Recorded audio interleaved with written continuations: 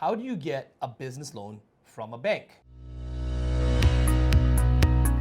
This is a very, very important question for entrepreneurs like yourself watching this video. Now, I have here with me Josh Spurrell, Canada's top leading CPA, most sought after, and top business consultant. He's also the author of the book, 100 Myths of Entrepreneurship versus Chainsaw. Now, between the two of us, Josh, we've got combined about, I would say, 40, 50 years worth of business experience, coaching, mentoring, consulting business owners. And we always see that these entrepreneurs come in and they always think that getting a bank loan is a certainty. That's actually the title of this myth here, myth number 69. Talk a bit more about this, Josh. Why do so many entrepreneurs come in? You even have this quote that says only 39% of businesses seeking a bank loan are successful, and that's from Forbes. What should an entrepreneur know going into a business or starting a business or running an existing business about bank loans? Well, they're probably equating it to the most significant, financial transactions they've done in their personal lives. Right. Generally, buying a house or buying a car. Right. Off personal credit, right? That's right. And the percentage of people who are going to be successful in getting getting a personal loan for a car or a residential mortgage loan is far higher than the percentage of people who are going to get a business loan. Right. So your expectations are skewed right off the bat, right? Business loans are harder to get than a personal loan. It's far more difficult, right? There's far bigger risk for the banks involved in financing a business, especially a new startup business, than a piece of residential real estate where they're collateral and they can there's 20% down, or they have a government-backed insurance policy where they basically can't lose money, right? Even if you defaulted, they would still get paid back, right? That's right. So in getting a business loan, it's far more difficult. Like you said, 39%. According to Forbes, is what they tell us. Only 39% are successful, right? Yeah. But that being said, these odds are challenging. This is really important. If you want to really make money in business, and I don't just mean make money, but mean if you want to magnify money, you need to get a bank loan, right? Right. Not necessarily at the beginning, but if you want to multiply your money, this is extremely important. It is one of the strategies that you advise, but later on, right? Later on. I mean, sometimes we're going to get it right off the bat, right? Okay, yeah. Depending on what they're doing, right? The first thing you have to understand is you have to understand what's going on behind the scenes in a bank loan. Most people think that you dress up in a nice suit and you talk to someone at the bank, right? And if you impress them, they can say yes. Long gone are those days where you see it in Hollywood movies, the guy walks up in a nice suit. That's right. And he gets a bank loan, by knowing the bank manager, right? That's right. First of all, you have to understand the role of that person in front of you is they're essentially a document preparer for the underwriters in the back office that you are not allowed to talk to. And that who do not know you, don't care about you, they just look at the numbers and the facts. There was no source on the form for what color was their suit when you went in there. Had nothing to do with the application whatsoever. Correct. Was it please and thank you, Mrs. Smith? Like it had nothing to do with it at all. And their natural predisposition is to reduce risk for the bank as much as possible. That's right. Those underwriters. The only thing you can get the banker to do is to write the application in as favorable a light as practical, but ultimately the underwriters won't take a lot of fluff from them anyways. Most of it is going to be verifiable facts. Send this with it, right? Send us the financial statements with it. Send us the quotes of the inventory that you're buying, right? They want to see verifiable facts. There's a formula they're going to plug into, and it's going to spit out a risk assessment number, whether or not to approve or not approve. That's right. So, generally, getting a business loan from a bank, in North America, if you're in Canada, you're talking about the Canada Small Business Financing Loan, right? If you're in the US, you're talking about the Small Business Administration Loan, right? For startup businesses, most startup businesses, that's probably going to be, the lion's share of most businesses, unless it's tied to a personal asset. It's going to be from there, right? But that shouldn't be the ultimate goal. The Canada Small Business Financing Program, it doesn't have the best rate, right? It's prime plus 3%, right? They're not going to give you the most favorable amortization terms. So the amortization terms being the length of time you have to pay the loan back. Sometimes maybe 3 years, right? Maybe 5 years. It's not like getting a house loan where you can have a mortgage that goes for 20, 30 years and so forth, right? That's right. So what do we want to do that we can get conventional financing?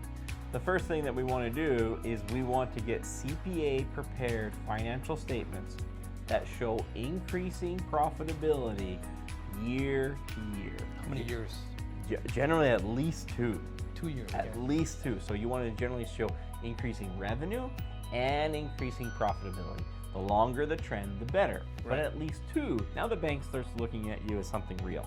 Yeah. You had some income, you had some revenue, You're not a some startup. expenses, Yeah. and some profit Yeah. in year 1. And a CPA signed their name to it. Yeah. And then in year 2, you did it all over again, except you got more revenue and more profit. Yeah. Okay, now you're at a point where the bank's going to take you seriously. Now, before you tune away and say, well, that sounds like a lot of work, it's 2 years. Trust me, this is the single biggest path to wealth available to most of us, right? This is probably the most serious issue. You know, if you can actually get conventional bank financing, the world of possibilities opens up to you, Right. okay? So that's the first part, right? You have to understand what the banks like to finance on too, right? So remember, you know, your banker at the bank level, they're essentially preparing documents for an underwriter to make a choice to. An underwriter being somebody you don't get to talk to generally at head office, right? Yep. As part of the package, you're going to want to give CPA prepared financial statements, okay? Right. Showing increasing revenues and increasing profitability, okay? Other things they're looking onto as well, but you know, start there first, okay?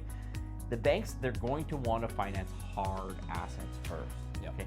So they want to finance equipment. Yep. They want to finance inventory, Yep. you know, to a lesser extent even receivables, and they Yep. want to finance real estate.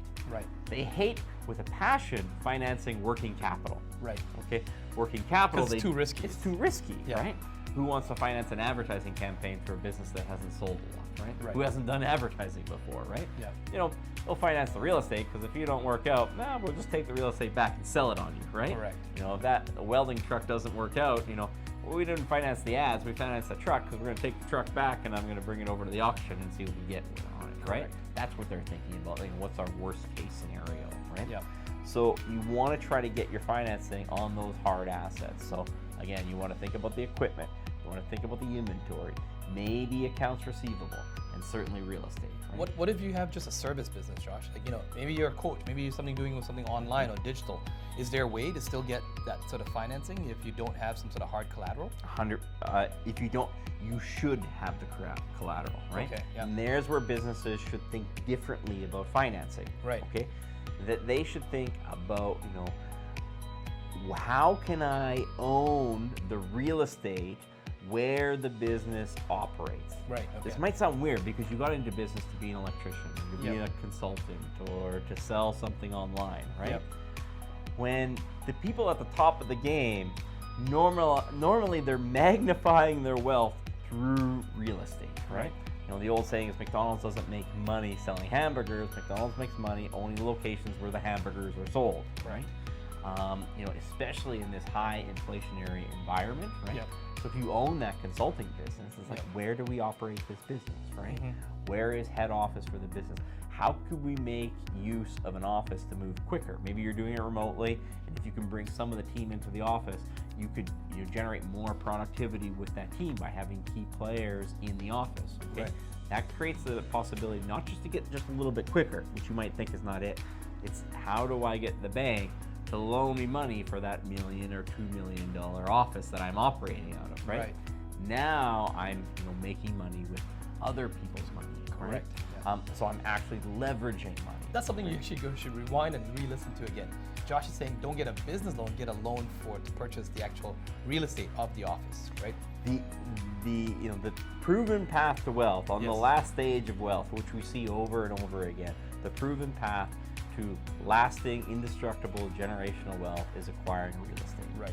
The easiest real estate to acquire in a business is the real estate that the business operates out of. Correct. Now you can get bank financing on, say, multifamily, develops an apartment building, right? Right. Harder to get.